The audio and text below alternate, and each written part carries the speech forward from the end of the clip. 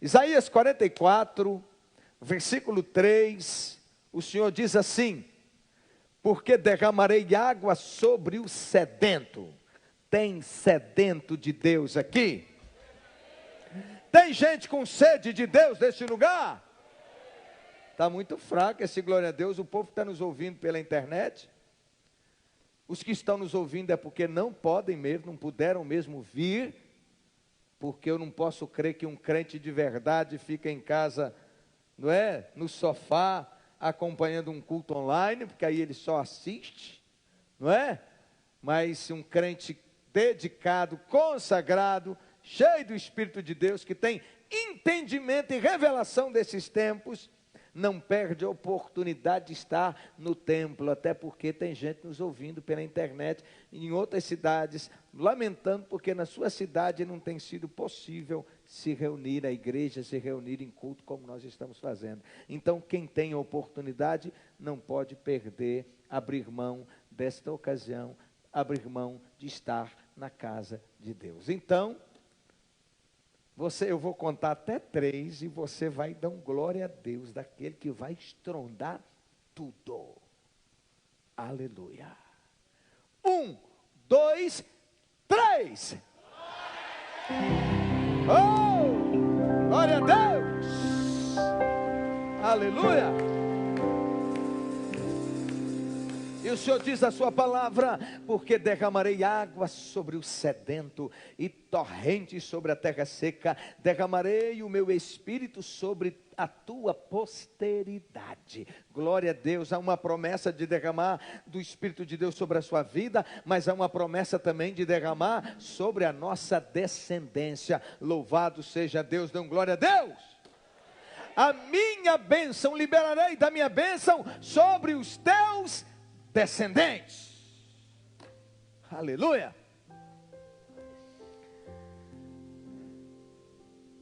Billy Graham foi um grande servo do Senhor, no sentido de muitos frutos, o maior evangelista que o século XX conheceu. Rodou as nações da terra, teve inclusive no Brasil, num grande ajuntamento. Morreu há pouco tempo atrás. E ele fala de efeitos de um avivamento. Avivamento é uma necessidade para a igreja.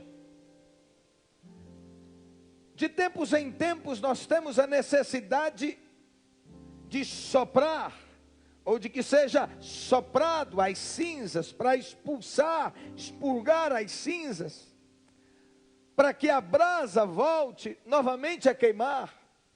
Então a ideia de avivar, de avivamento, é a ideia de dar novo fôlego, novo ânimo àquilo que estava morrendo.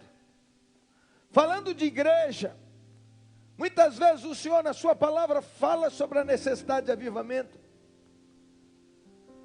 Quando o Senhor olhava para o seu povo e via uma igreja moribunda, uma igreja estagnada, uma igreja morta espiritualmente, e o Senhor então levantava seus profetas para proclamar a necessidade de um avivamento, para que o povo clamasse dos céus, para que o povo clamasse a Deus, para que Deus liberasse um novo fogo, uma nova graça, uma nova unção, um novo frescor, um novo derramar do seu Espírito.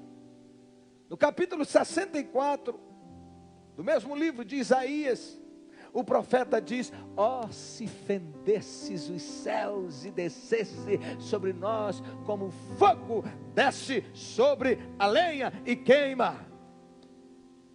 Falando então, ou reconhecendo a necessidade de um soprar de Deus. E por que o povo estava assim? É porque o povo foi distanciando, foi acostumando-se com as coisas de Deus, foi ficando religioso, frio, gelado, esquecendo-se de manter a chama acesa. Há uma alegoria para nós daquilo que era o culto no Antigo Testamento, onde o Senhor ordenava que um fogo tinha que se manter aceso o tempo todo, todos os dias, 24 horas por dia, aceso. E dizia então que o fogo arderá continuamente sobre o altar, mostrando para nós a necessidade de que a minha vida, a sua vida, e nós agora altares de Deus, aleluia. Então isso quer dizer que o fogo do Espírito de Deus precisa estar ardendo nas nossas vidas todos os dias, todas as horas. Nós não podemos viver uma dicotomia espiritual. Aqueles crentes que na igreja são crentes, são acesos, são vivos, mas que nas demais horas do dia, a mesma boca que empresta para louvar ou que apresenta para louvar e para bendizer ao Senhor, ela precisa continuar sendo a mesma boca que louva a Deus e tendo no seu trato, nas suas relações de trabalho durante o dia, atitudes e comportamentos que continuem glorificando e exaltando a Deus. Então, isso quer dizer que esta árvore precisa continuar produzindo frutos dignos de arrependimento. Isso quer dizer que, independentemente de você estar no seu dia, durante as suas relações de trabalho, em casa, no trato com a sua família, ou no seu trabalho, ou na escola, onde você estiver, não quer dizer que você precisa estar o tempo todo andando perto das pessoas e dizendo glória a Deus, aleluia, glória a Deus, aleluia, glória a Deus, aleluia, glória a Deus, aleluia. Não é isso, mas tendo atitudes que demonstrem que o fogo do Espírito de Deus está ardendo na sua vida. Um dia desses me mandaram um áudio de WhatsApp, em que uma senhora, supostamente uma crente, porque a sua linguagem a princípio era uma linguagem de crente, e ela começa a liberar uma palavra boa para outra pessoa, e Deus te abençoe, minha irmã, nós vamos vencer esse mal, esses dias difíceis. Daqui a pouco alguém fala alguma coisa com ela, perturba, alguma coisa acontece e ela começa a xingar. Isso na verdade é o reflexo de uma geração inteira. De uma geração inteira de crentes frios, gelados, inertes. Esse tipo de evangelho não contagia, não transforma, não liberta, não salva, não salga e não é luz. E Billy Graham então coloca alguns efeitos de quando o Espírito de Deus é derramado sobre o seu povo. E ele diz: haverá uma nova maneira de ver a majestade de Deus. Temos de entender que o Senhor não é somente carinhoso e misericordioso e cheio de compaixão, mas Ele também é o Deus de justiça, santidade e ira. Temos visto nos últimos tempos os pregadores de internet, de palavras preparadas para agradar ao público, gente que mede as palavras com medo de ofender o público, gente que tem seus produtos para serem vendidos conforme aquilo que é interesse do seu público, pessoas que estão jogando um açúcar na graça de Deus, tornando a graça de Deus muito doce, mostrando um Deus que não é justo, um Deus que não se ira contra o pecado, um Deus que não exige santidade. Isso é mentira, isso é falso evangelho, e é por causa desse tipo de evangelho é que as coisas estão como estão. O mesmo Deus que é graça, aleluia. Ah, mas esse é o Deus do Antigo Testamento? É? Então por que Ananias e Safira morreram? Se tiver alguém me ajudar aqui nesse celular que está filmando, que aí eu movimento de um lado para o outro e vai, ó, me acompanhando aqui, tá bom? Por que então que Ananias e Safira morreram? Eles são do Antigo Testamento? Não, eles são da igreja primitiva, a igreja modelo. Diga, a igreja modelo. A igreja que estava debaixo de avivamento. A igreja que Deus levantou como um modelo. Diga, modelo. Mais forte, modelo. Para que o seu povo pudesse viver na mesma intensidade espiritual. E eles mentem. Numa questão ligada à oferta. Ananias mente. E Pedro diz assim, bem, o dinheiro é seu, isso era uma oferta é o valor que a gente quiser dar. Não é o dízimo está claro, é 10%, mas a oferta tem um valor conforme a liberalidade do coração. E se você mantivesse, era seu, e você podia fazer o que você quiser, mas você mentiu, dizendo que vendeu, portanto, e o valor é muito maior. E ele cai duro. Horas depois vem sua esposa, Safira. E Pedro pergunta, vendeste por quanto? Ela repete a mesma mentira do marido e também cai dura.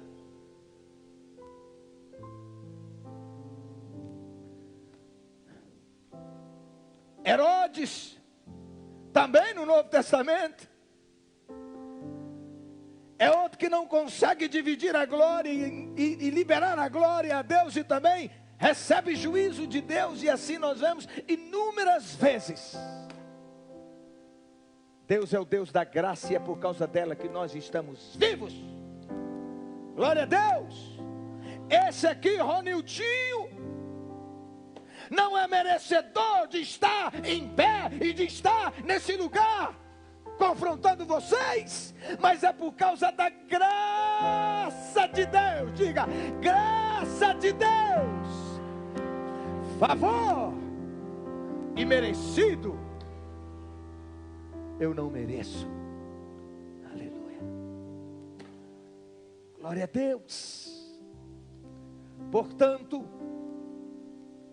quanto mais perto de Deus, entenda isso, quanto mais você tiver a sua vida consagrada, santificada, dedicada a Deus, mais distante do pecado, mais temor a Deus, e o pecado, você verá o pecado com outros olhos, com os olhos como de fato deve ter. De que pecado é pecado, pecado é oposição a Deus, pecado te afasta de Deus. O que eu quero dizer, e eu digo isso agora aos ministros do altar, aos músicos, aos cantores, aos pregadores, aos que dançam, é que é tempo de cada um se colocar diante de Deus. E eu digo, os primeiros das reuniões de oração precisam ser os ministros do altar.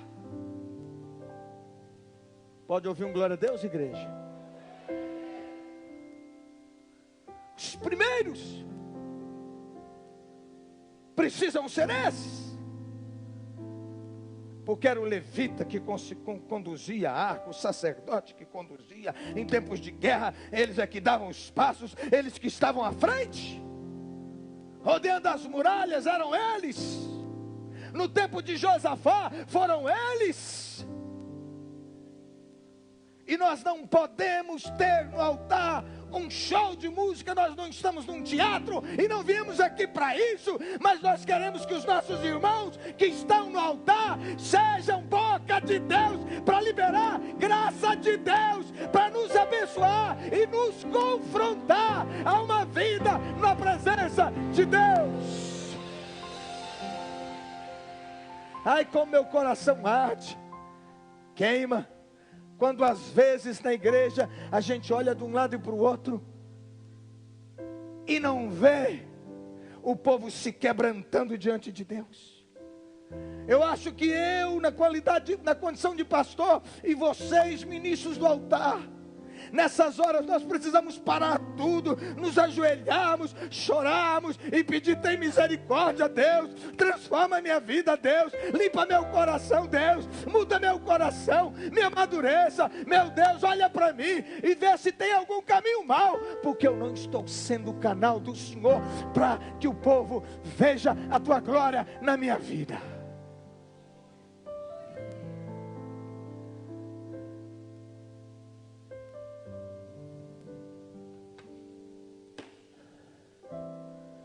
tenho entendido esse tempo.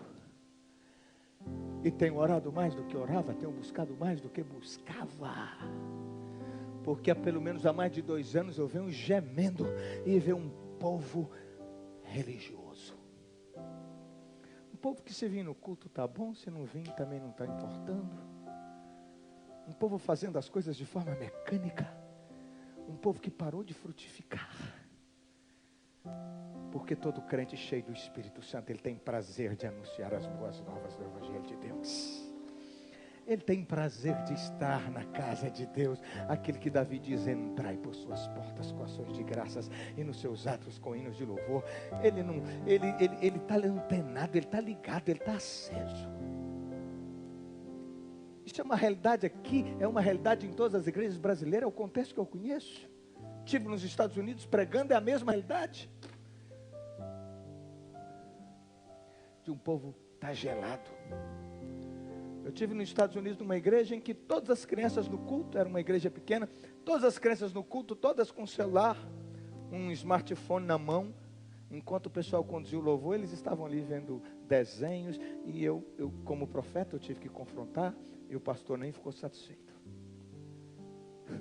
Eu não estava para agradá-lo, estava apenas abrindo o olho, porque a palavra diz que da criança que sai o perfeito louvor. Enquanto nós formos crentes que chegam numa igreja e que fica andando de um lado para o outro, cabeça virada de um lado para o outro, conversando com um e com o outro, olhando o celular, batendo papo, tendo mais prazer em estar lá fora, numas conversas sem fim, vem para o culto, mas resolve ficar lá fora para conversar. Isso está dizendo que nós estamos distantes, que nós precisamos nos arrepender. Dá para você dar um glória a Deus mais forte? Muitos crentes têm em sua mente uma caricatura de Deus. Não veem Deus como Ele é, mas só uma parte. Nós citamos João 3,16 de cor, mas esquecemos do versículo que vem logo depois, que diz, o 16 diz o quê? Porque Deus, vamos lá? Bem forte.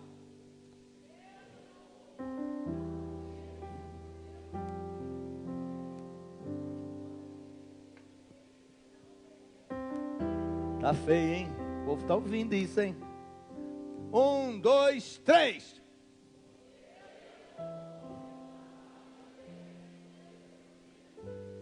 Para que todo aquele não, mas tenha.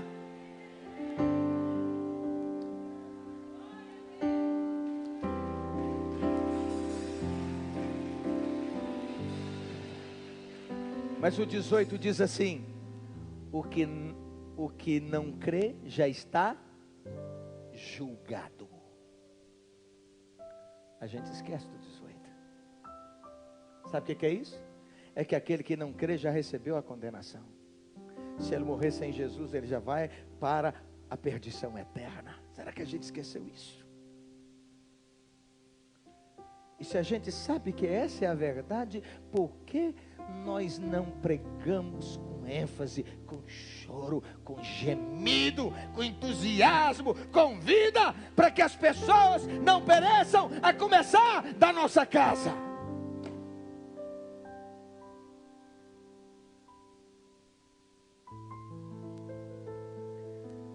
Um ateu muito conhecido ia no domingo à noite para ver George Whitefield pregar. Todo domingo ele chegava, sentava lá no último banco e ficava vendo ele pregar. Aí, um dia, um curioso perguntou assim: mas você é ateu? Você nem crê na existência de Deus, e por que você vai na igreja e o pastor prega? Ele falou assim: eu não creio, mas ele crê.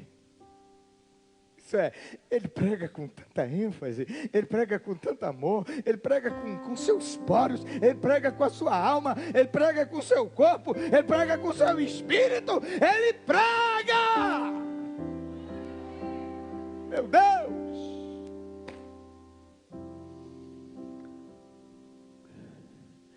Qual é a mensagem que as pessoas estão ouvindo de você com a sua vida? Qual é a intensidade?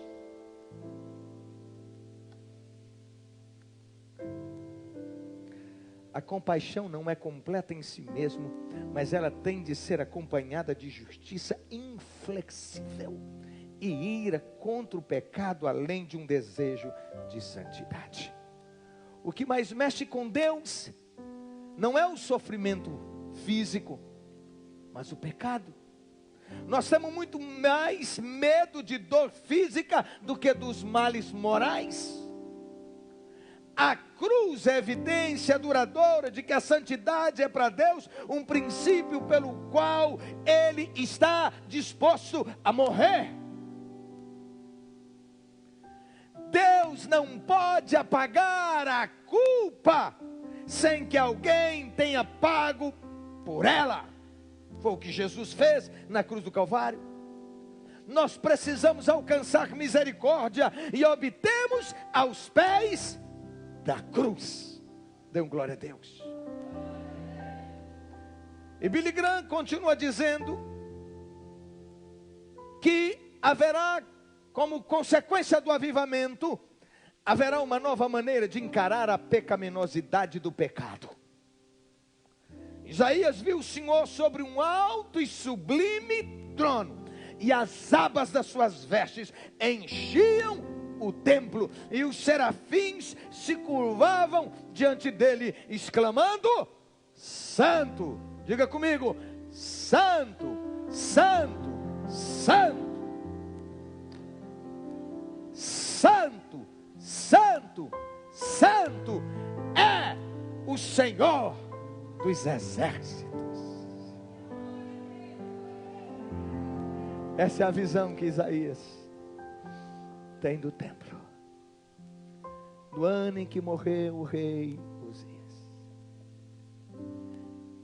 É que para a glória de Deus se manifestar, os homens têm que morrer. Morrer para o pecado, morrer para o mundo. Quando os homens saem de cena, a glória de Deus se manifeste. Eu queria que você ficasse em pé para a gente fazer essa mesma declaração que os anjos fazem o tempo todo. Santo, santo, santo é o Senhor dos exércitos.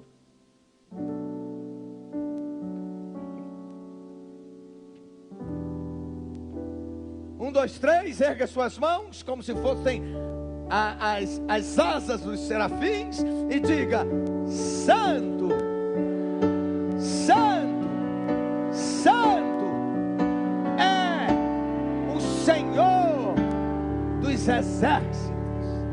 Foi só um ensaio. Agora eu vou contar até 3 e vão vocês. 1, 2, 3.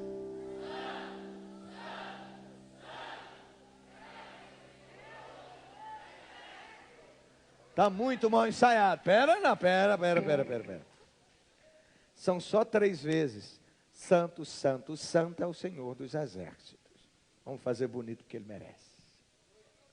Aleluia, aleluia, aleluia, aleluia. Então se prepare. Puxe o fôlego aí. E comece a glorificar o Senhor. Porque eu vou te dar a oportunidade de você declarar: Santo, santo, santo é o Senhor dos exércitos. Comece a glorificar, exaltar. Põe um som no fundo aí para nós, filhinho. Aleluia, aleluia, aleluia. Oh, Jesus.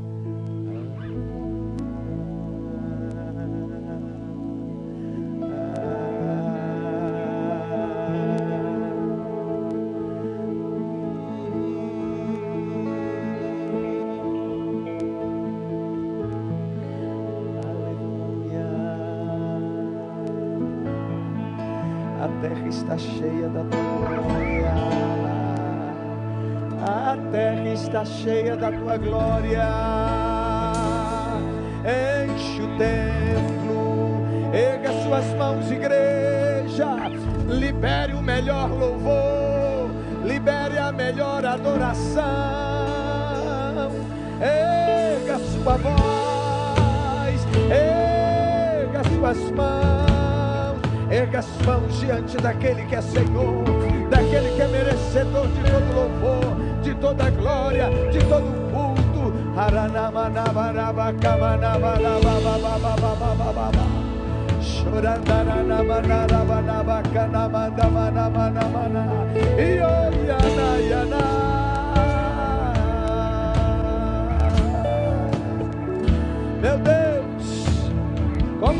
serafins que estavam no templo diante da tua glória, e eles diziam: igreja, santo, santo, santo é o Senhor dos exércitos.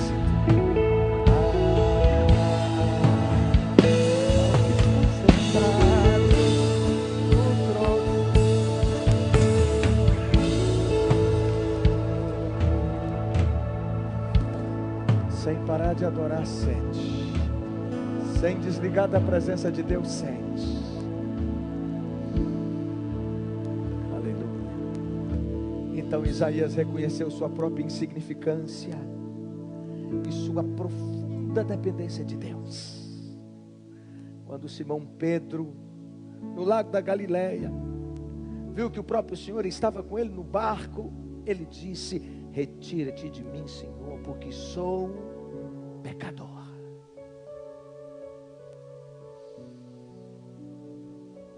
Não adianta orar, não adianta cantar. Entra, a casa é sua, a casa é sua. Está na época da tal da adoração worship. A casa é sua, tira os móveis de lugar. E ficou todo mundo agora, começou a escrever música: a casa é sua, a casa é sua, faça a reforma, tira os móveis. A casa só será de fato do Senhor quando essa casa estiver limpa, quando ela for habitada por gente que ama o Senhor de todo o seu coração, e que tem prazer na presença do Senhor, e que foge do pecado, e que se alegra na presença de Deus, e que adora o Senhor. Aí de fato o Senhor entra, a glória de Deus enche o local, enche o ambiente, enche a sua vida. A consciência de que Jesus era o próprio Deus lembrou Pedro do seu próprio estado pecaminoso. Jó, na presença de Deus, disse: eu me abomino no pó. Jó 42, versículo 6. Tiago nos diz que quando alguém é tentado, suas próprias paixões é que o atraem e o seduzem. Tiago 1, 14, 15.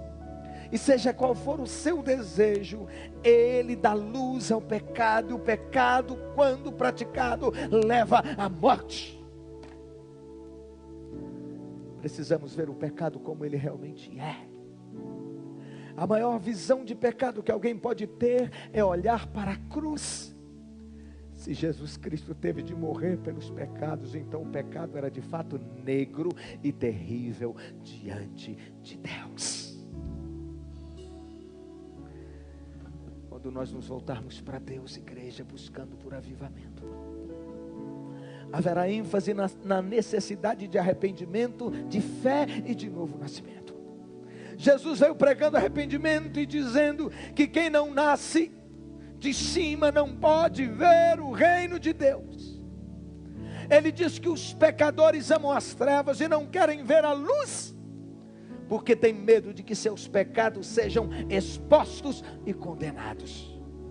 Os que têm seus corações mudados são novas criaturas. Eles vêm para onde há luz, porque amam a verdade de Deus. Se alguém está em Cristo, diz a palavra, é nova criatura. As coisas antigas já passaram, diga comigo, e eis que tudo se fez novo.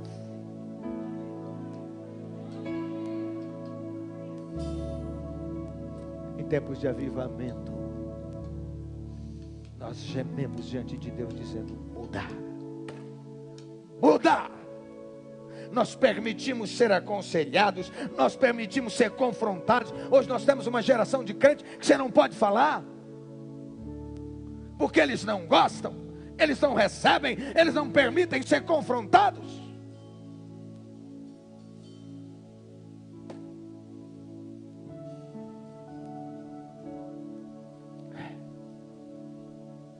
Os que têm seus corações mudados são novas criaturas. Eles vêm para onde há luz. E diz ainda que como consequência do avivamento haverá alegria na salvação.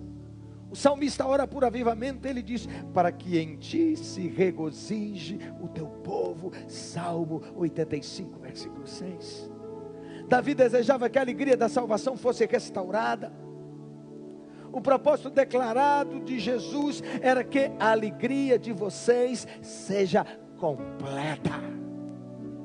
João 15, 11. O Salmo 126 fala disso. O salmista olha para trás e relembra um tempo muito precioso. E ele fala do tempo da restauração, que eles estavam como aqueles que sonham. Mas depois ele olha para o presente e ele vê que o presente não é bom. E ele diz: restaura, Senhor, a nossa sorte como as torrentes do Negueb. Isso é, um lugar deserto. Quem já esteve em Israel conosco sabe. Um lugar deserto, pura pedra. E sem que ninguém espere, de uma hora para outra, as águas descem e descem com força, trazendo vida. Aleluia! E aí ele vislumbra o futuro e diz: os que com lágrimas semeiam, com júbilo ceifarão. Quem sai andando e chorando enquanto semeia, voltará com fruto, trazendo os seus feixes. Haverá recompensa para os fiéis, haverá recompensa para os que são santos, haverá recompensa para aqueles que têm prazer na presença de Deus, haverá recompensa para aqueles que são frutíferos no reino de Deus. Você vai ouvir: vinde bendito de meu Pai, possui o reino que te está preparado, filho, filha, desde a fundação dos séculos. Mas mais do que isso, a Bíblia fala de promoção. A Bíblia fala de prêmios para aqueles que na terra foram mais dedicados na obra do Senhor. Oh, meu Deus! Estar no céu já é maravilhoso, mas ter os melhores lugares é incomparável. Ser honrado pelo Senhor, o Senhor te entregar uma coroa, um prêmio e dizer: filha, apesar de tanta luta que você enfrentou na terra, filha, você me amou até o fim. Filha, você me amou e cuidou do povo. Filha, aqui estão milhares que você resgatou das trevas. Oh! Estar no céu é graça, mas receber coroas, receber prêmio, ser condecorado pelo serviço, é resultado do seu trabalho incansável nessa terra. Então eu tenho que internalizar esse sentimento. Isto é, eu sou de Deus, eu vivo para Deus, eu não vivo mais eu, mas Cristo vive em mim, eu pertenço a Ele. Portanto, qualquer prazer que não glorifica a Deus não é prazer, é laço do capeta para destruir minha comunhão com Deus. Então nós precisamos internalizar. Bem, eu sou um vendedor, dali eu tiro meu pão, o sustento da minha família. Eu sou um empresário, dali eu tiro o sustento da minha família. Eu sou um médico ou qualquer outra profissão. Mas você, acima de tudo, sabe bem: eu sou ministro da nova aliança neste lugar. Eu sou a presença santa de Deus nesse ambiente, e eu estou aqui para dar fruto que glorifique ao nome do Senhor. Eu estou aqui para servir ao meu Deus. Eu estou aqui para, com as minhas palavras e com as minhas atitudes, meus gestos, meus comportamentos, influenciar, ser sal da terra e luz do mundo. Ah, o senhor não sabe como é que é o mundo aí fora. Eu sei, irmão, eu sei. É nesse mundo que Deus te chama para ser santo. É nesse ambiente podre, fedorento, fétido, Ah, o senhor não sabe como é que é o mercado. Não tem jeito de negociar sem mentira. Eu só sei que a Bíblia diz que os mentirosos não entram no reino de Deus. É simples assim, irmão.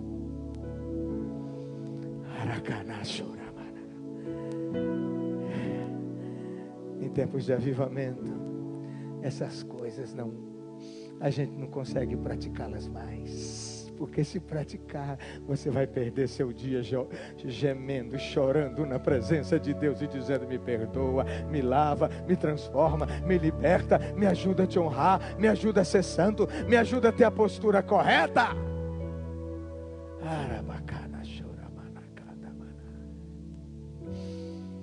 Aleluia.